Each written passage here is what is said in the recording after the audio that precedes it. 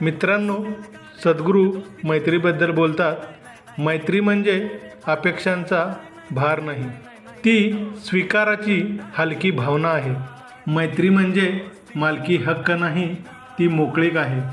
मैत्री म्हणजे गरज नाही, ती आनंदाची देवाणघेवाण आहे.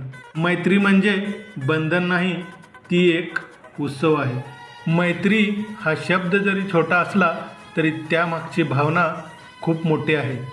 प्रत्येकाच्या आयुष्यात मित्र असतात, पण प्रश्न असा आहे, आपण मैत्री जगतो का, की फक्त तिची अपेक्षा ठेवतो?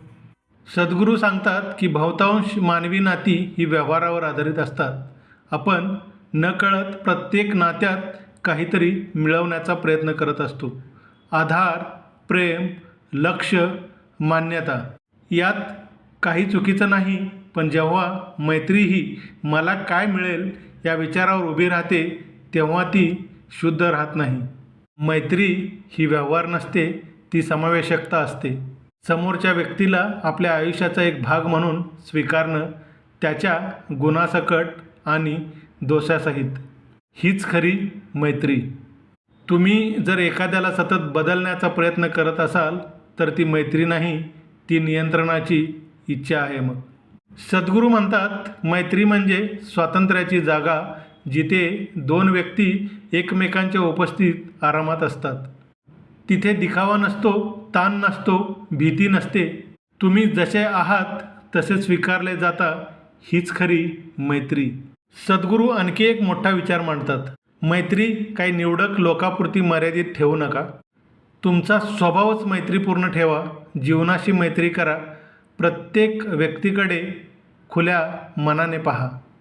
जर तुम्ही मैत्रीपूर्ण स्वभावाचे असाल तर तुम्हाला एकटेपणा जाणवत नाही, कारण तुम्ही प्रत्येक क्षणाशी जोडलेले असता.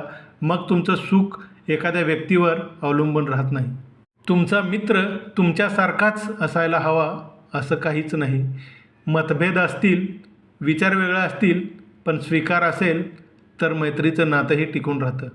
मैत्रीमध्ये सर्वात मोठी गोष्ट म्हणजे समजूतदारपणा. कधीकधी मित्र चुका करेल, कधी तुम्हीही चुका कराल, पण जर नात्याचा पाया विश्वासावर असेल तर ते मैत्रीचं नातं तुटत नाही. सद्गुरू सांगतात, म्हणूनच मैत्रीची सुरुवात स्वतःपासून करा. स्वतःशी मैत्री करा, स्वतःला स्वीकारा, स्वतःच्या कमतरतांवरती काम करा. जेव्हा तुम्ही स्वतःमध्ये संतुलित होता, तेव्हा तुमची प्रत्येक नाती अधिक निरोगी होतात. मैत्री ही बंधन नाही, ती आनंदाने भरलेली जीवनयात्रा आहे.